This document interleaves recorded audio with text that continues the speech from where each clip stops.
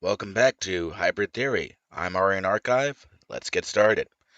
On the last stream, at some point OBS actually crashed out. Uh, After I had already completed the power choice and gone over power selection for my character, and I was still working on the costume. And so now that character is now on the screen in front of us. She's completed and she's hanging around in Outbreak, just waiting for a friend to show up. And that's going to be what we're going to work on next is a friend. Now, I personally run a lot of dual boxing. I've been dual boxing City of Heroes, well, basically since uh, long enough that there have been multiple comments on my players did not realize that they were playing with just one person in 3 and 4 player teams. So for me, playing two accounts at once is kind of just the usual thing. It's not something that most people do. And so what I'm kind of gonna go over is, again, this is predicating worst case scenario. I've actually got uh, for the servers that uh, I normally play on, I hide the chat because the other players, they are test servers, they are closed servers, they're invitation only. Uh, I'm on a public server right now, so I'm a little bit more okay with let's go ahead and show the chat. And you can see right here that I'm looking for group is in the default chat system. And there are lots of teams going on this homecoming server that I chose. So if I wanted to get along with the team, I've actually already got options. I'm logging in and there's lots of activity going on looking for groups. So the predication that I'm setting up is not necessarily for a specific homecoming servers or a specific beta server or a specific testing server or a specific off branch. It's a general in practice making a specific companion for your primary character. Again, we're going at this we're predicating this experiment or the show off on the concept that there's not going to be anybody else online when you're playing. You're going to have to just make your own way, and occasionally you'll be available to play when other people are available to play. All right, so that's what's going on. Hopefully, lays out what we're looking at. And so let's go to our sewing things up again. Let's go to our notepad. And we've got a companion to bioenergy. So we know that bio is high on regeneration, middling on defense, middling on resist. And we're looking for something to help um, make our tank here a little bit more tankier and sturdier, hopefully as quickly as possible. And we want to make something that doesn't need a whole lot of input from us, from the player.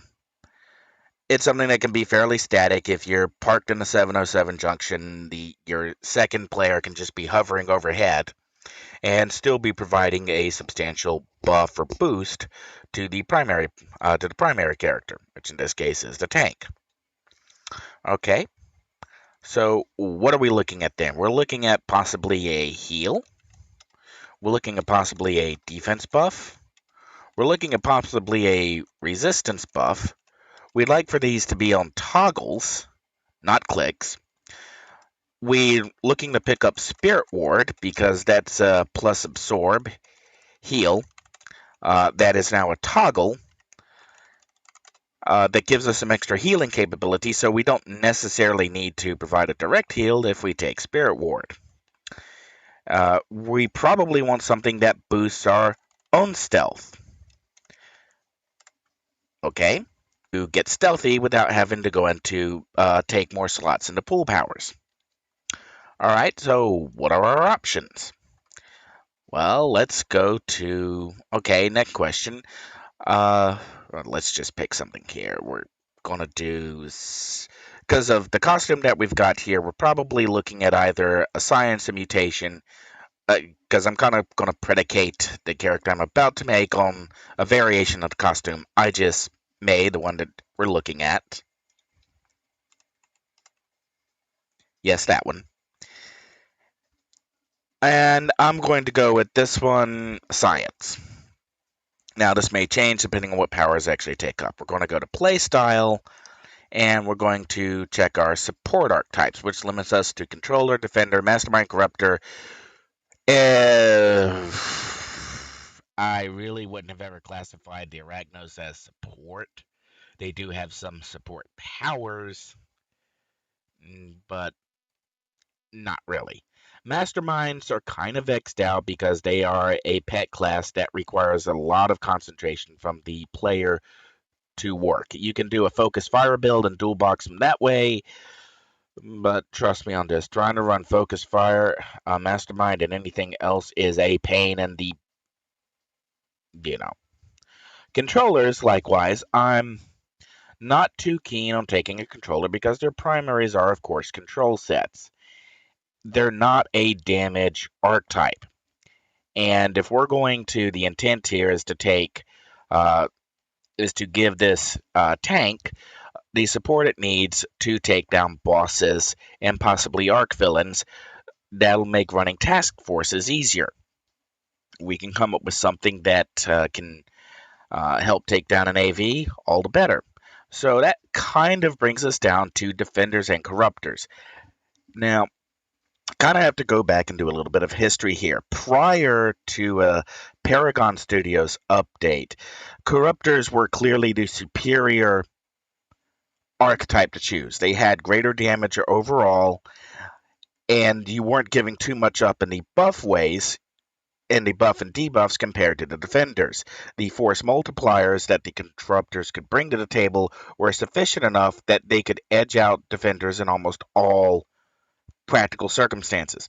At some point, though, the Paragon Studio developers changed the defender's negligence inherence to vigilance. No, I'm not sorry. Negligence beforehand basically punished defenders and only affected a few defenders, a very few specific defenders, uh, on being able to buff or change the status of a team. Vigilance, the revamp, it turned negligence from a useless power into something that actually did something, brings up the defender's base damage when solo or teaming, a base damage multiplier, and produces an endurance discount. So negligence or vigilance now puts defenders damage-wise on average on small teams on par with corruptors. When you get large teams over 4 players and the defenders lose their vigilance damage bonus, the corruptors still come out ahead, but then the defender's superior buff debuff values mean that they have a greater amount of force multiplication on other archetypes. As it stands right now, defenders are the generally better option than corruptors. There are a few specific edge cases, case in point, kinetics, where defenders can actually be, the defender version can be surpassed by the corruptor version simply by a statistic value that the corruptors have excess of. In this case of corruptors, they have a higher damage cap, so a corruptor that's used, I should know this off the top of my head, Fulcrum Shift. Didn't even have to go look it up. A corruptor who uses Fulcrum Shift will have an increased because of the higher damage cap, will do more damage can be done to defender, period. No question. And that's just an edge case. There have been several suggestions made over the life of the Secret Server on how to separate defenders and corruptors further. I personally favor the tanker scrapper split in that defenders are narrowly focused. They don't hit as many targets. Whatever they've got is what they've got right now. Corruptors get an increased target cap, and that means that in scenarios where the force multiplication is in the defender's favor, the corruptors can still hit more targets with their targeted AoEs and mass AoE powers or PB AoEs compared to defender, and that helps shift the balance where if you're going full-blown mob combat and you're doing ambushes or whatever, corruptors potentially bring a higher value to the team than a defender for that specific damage output. That's just one suggestion. There's been some counter arguments to that, well, were fairly on point, that simply increasing the amount of targets that a corruptor can hit only affects a few specific powers and doesn't really affect the ATs as a whole, because not all power sets have the same amount of targeted AoEs. Some of them only have rain powers, and if your rain power is causing enemies to run in and out, and every rain check is targeting a different enemy, you've practically already surpassing the target cap to begin with. So whoop-de-doo. Thus, that may not be enough to actually make a practical difference in how the classes play. So let's bring this back around to us. Do we want a corruptor or a defender? And since I've done this before, we're going to do it again. We're going to roll a dice. Corruptor will get 1, 3, and 5. Defender will get 2, 4, and 6. All right. Let's roll the dice. Interact. Decide. Roll dice. 2. Which means we're running a defender. Okay, now, what defender? Let's go back to our the items that we're looking at here. Heal, defense buff, resistance buff, toggles. Now, again, we're going back to metadata, what we already know about the sets. We're going to just rank these real quick. Of course, knowing me, it's not going to be real quick, and we'll be here all night. I'm going to put Dark Miasma at the bottom. And that's because Dark Miasma as a buff debuff set is not very good. It's not quite a...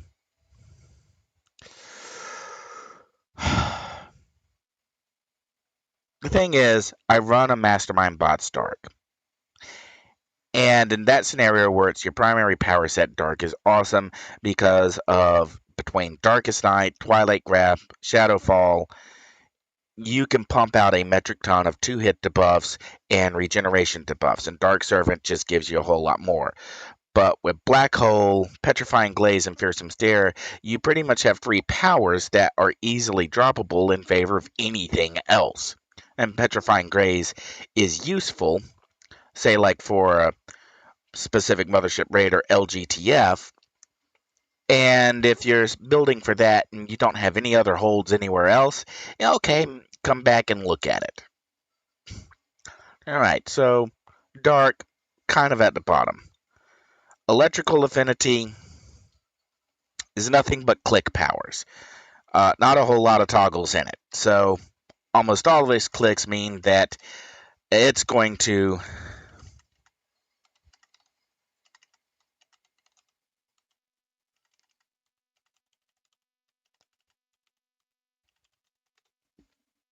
No, I'm not sorry. That's a terrible joke. Electrical. Empathy. Likewise, Empathy is another one that really needs an overhaul because there is a set that does empathy better than empathy. And we'll get to that later. So in my rankings right now, actually empathy's down below Dark Miasma. Empathy's actually... We're just going to give it all the way at the bottom just to give it some space. Kinetics. Oh, hey, we've got another player. Maybe should I tell them to wave to the camera? Yeah. Hello, Grimlight, whoever you are. Alright, kinetics. Now, you might notice I've skipped over a few powers, and there's a reason for that. Kinetics is another one where it's a great set, but I don't think it's really going to benefit us because there's no toggles in it. Everything is targeted, so it's not kinetics is not a set where we can just sit back and buff our teammates directly outside of, I think, yeah, increased density, which actually is incredibly useful. Nature Affinity. Now, Nature Affinity is, we're going to put this at the top of the list because it is an incredibly powerful buff set. All of the buffs are in clicks, but if you just threw something like Wild Growth on auto and just parked above your teammate, that can be an effective strategy. Oh, and it's, yep, Perma Overgrowth.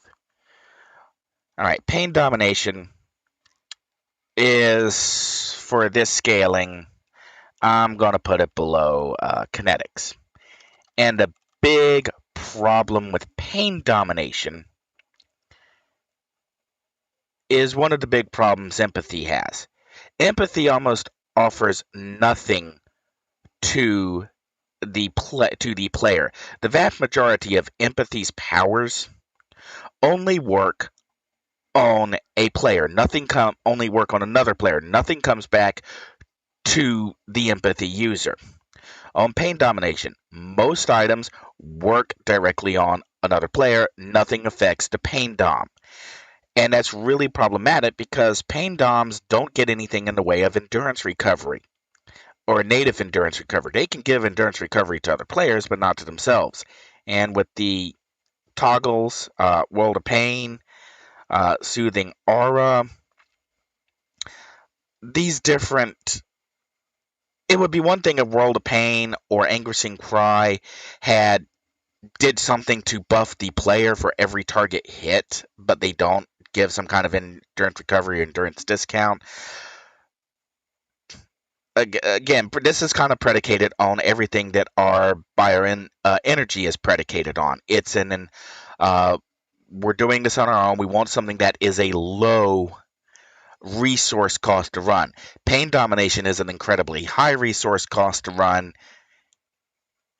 and even if you have the resources to drive a Pain Domination to full effect, it's still both Pain and Empathy are outclassed entirely by Nature Affinity, and part of that is down to every single buff in here. Regrowth, heal yourself and your allies. Wild Growth increases resistance and regeneration of all affected allies, including yourself.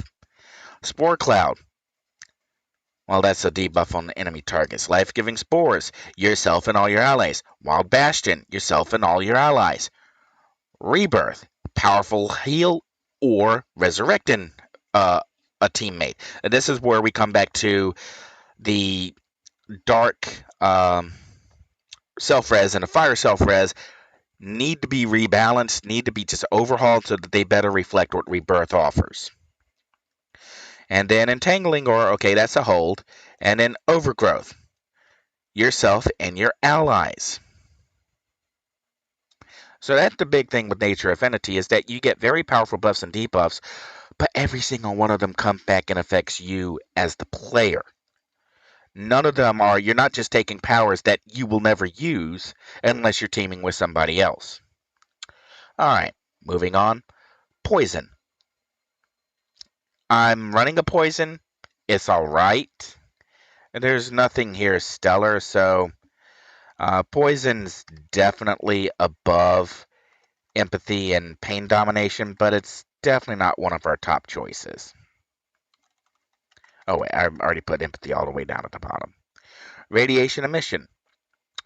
Well, it has a couple of toggles that we can place on enemies, which is interesting. It does get Accelerate Metabolism, but there's no toggle buff for the player, for whoever you're playing with. So we'll put Rad Emission for these purposes just below Poison. All right, Storm Summoning. Storm Summoning does give us Steamy Mist. We do have O2 Boost. So this could be an option. It does fit our whole. It does offer defense buff, resist buff, a stealth for the player. So we'll put For now, Storm will go under Nature Affinity. So right now our top two choices are Nature Affinity and Storm. Thermal Radiation.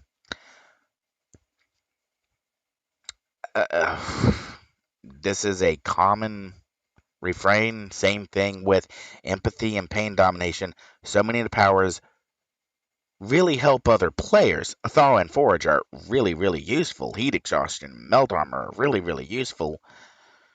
But Plasma Shield does nothing for the player. Thermal Shield does nothing for the player. Cauterize does nothing for the player.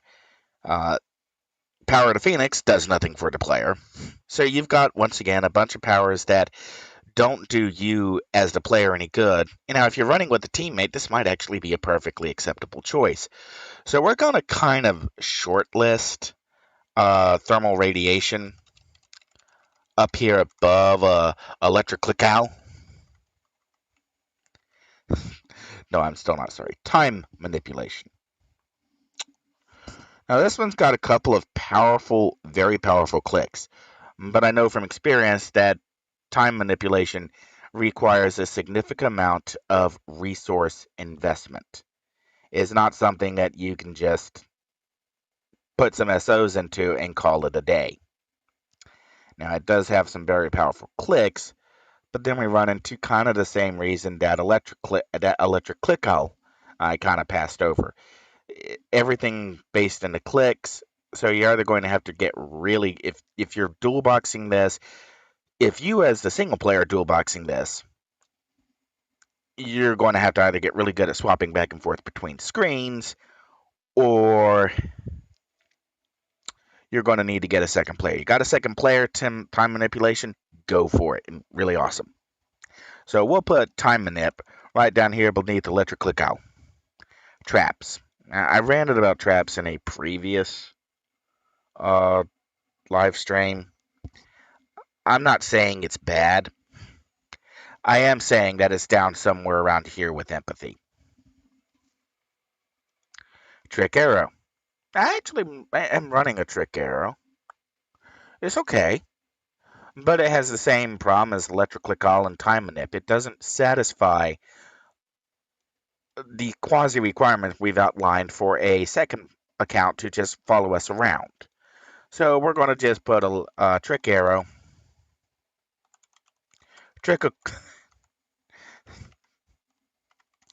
down here underneath time manip.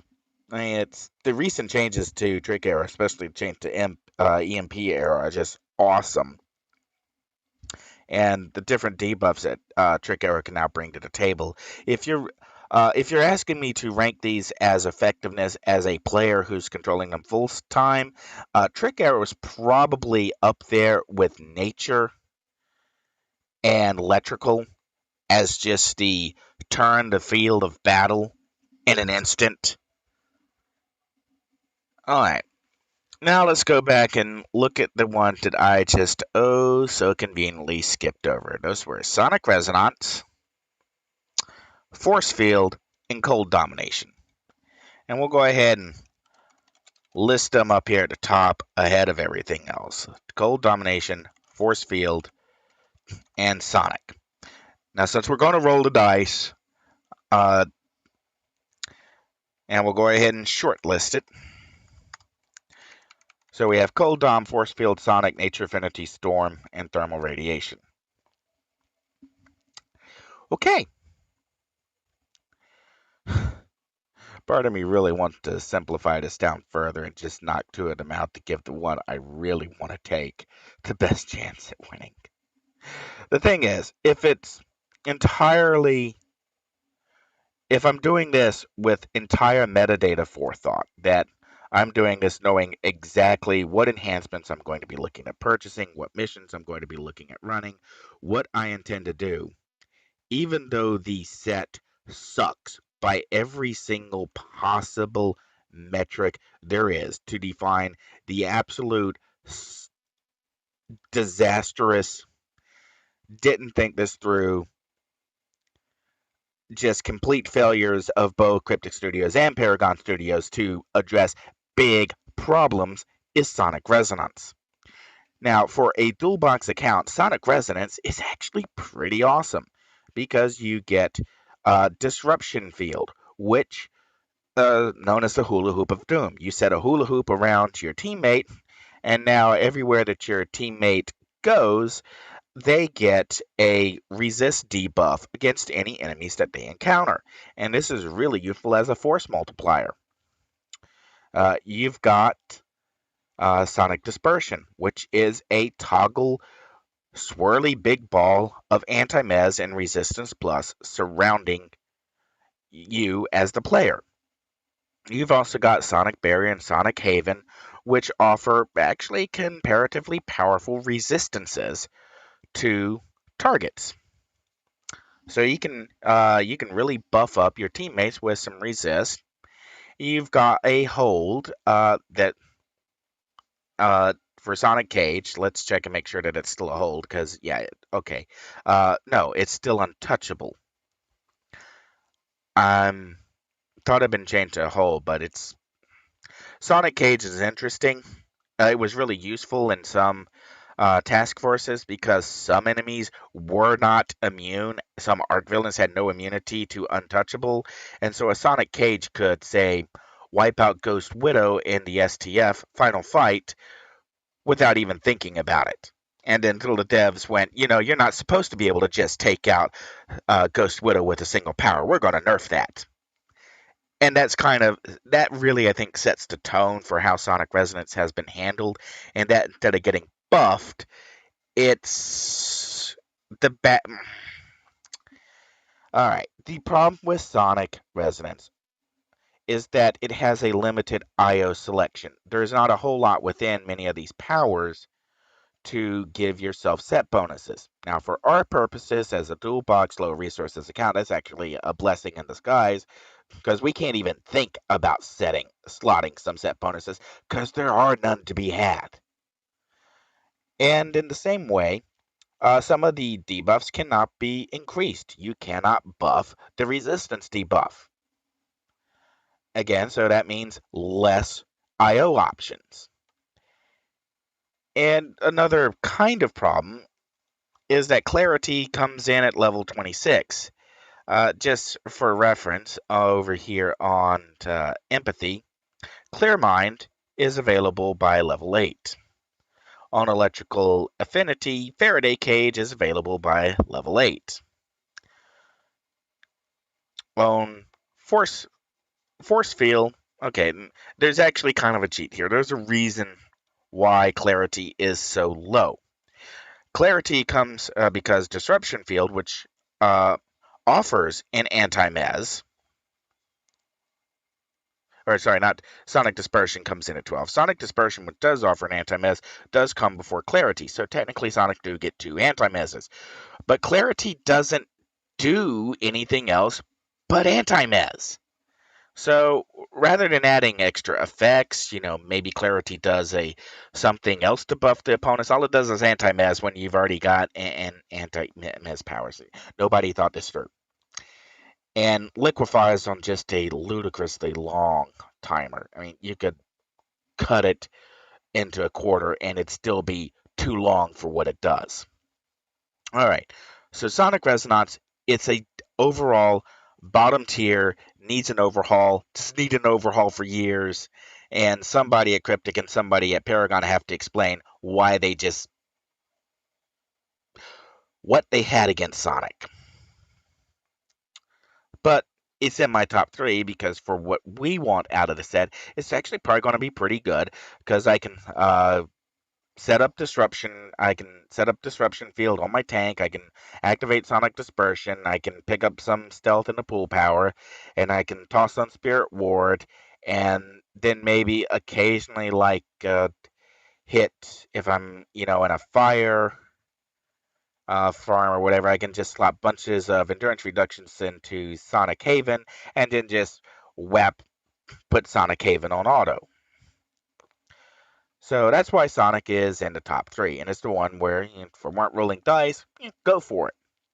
Force Field is another one. It's a terrible set on its own. Force Field does nothing but defense and knockback. It does nothing else. It offers no debuffs. It doesn't offer any other buffs. It's just you add defense and you knock stuff back. That's it. Now, pending a revamp, again.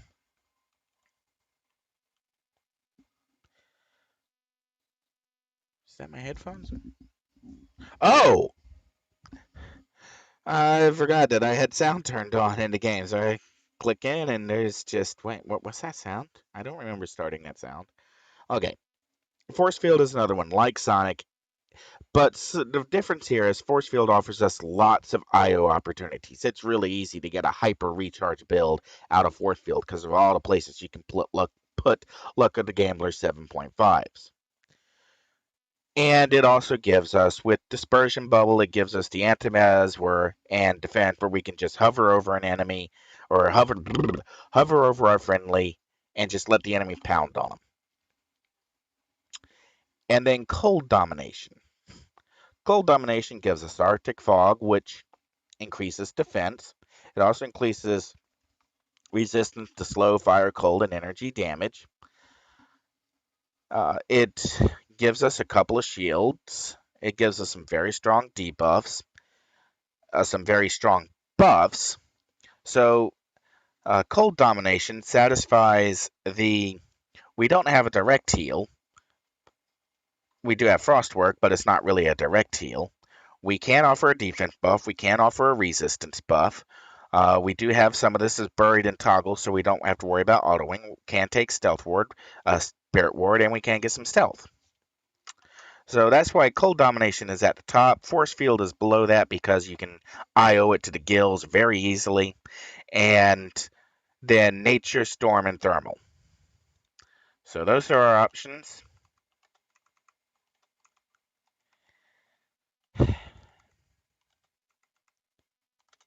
One, two, three, four, five, six. Let's roll the dice. What am I making?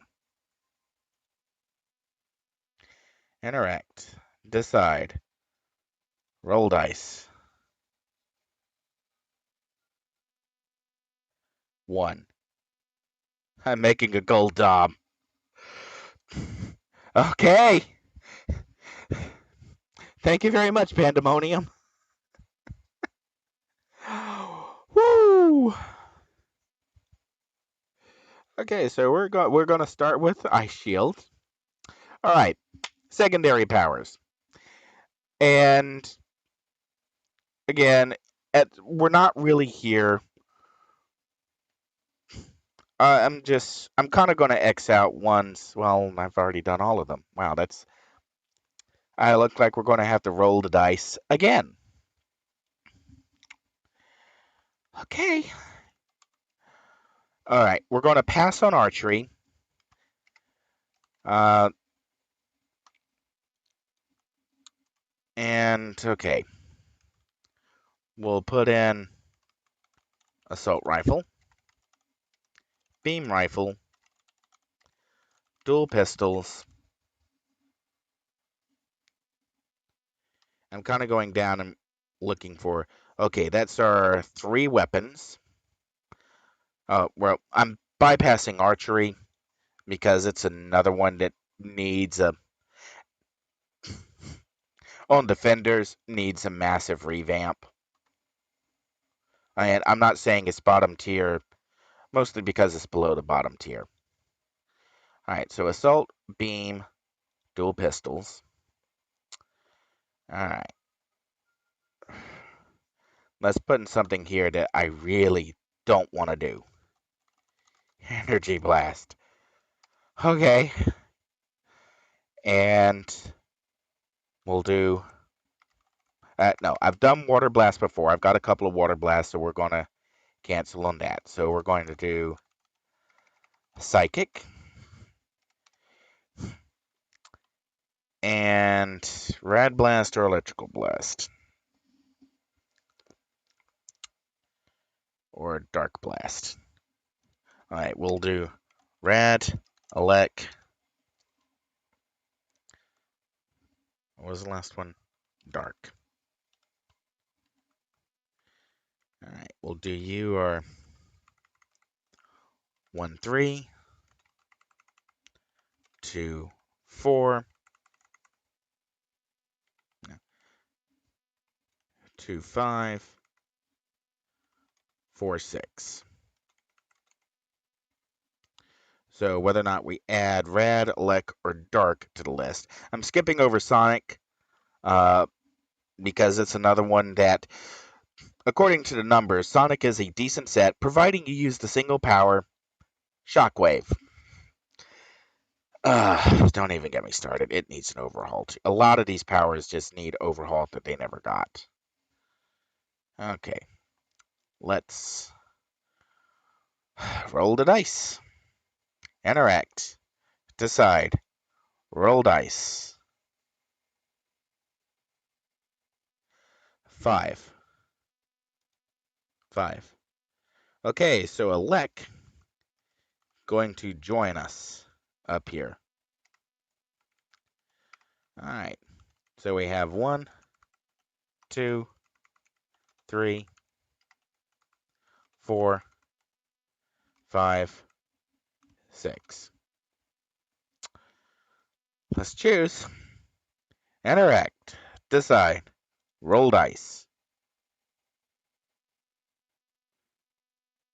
1. What was 1? What was 1? Oh, frick.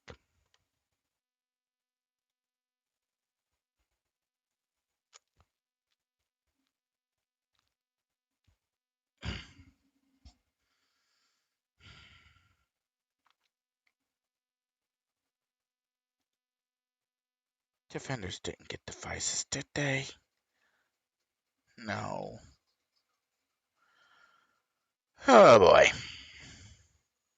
All right, so that's it. Our companion to bioengineering is going to be a cold assault rifle. Whew.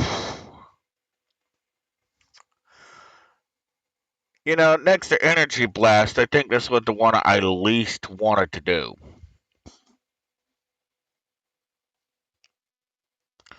Alright, but we are coming up on, what is it, 6 o'clock? I've got some food to go prep. So I'm sewing it together. I guess I'm just going to go work on some food now.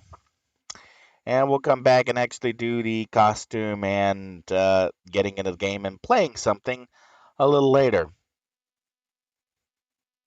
Why did you have to pick assault rifle? This is Aurian Archive, and I'm out.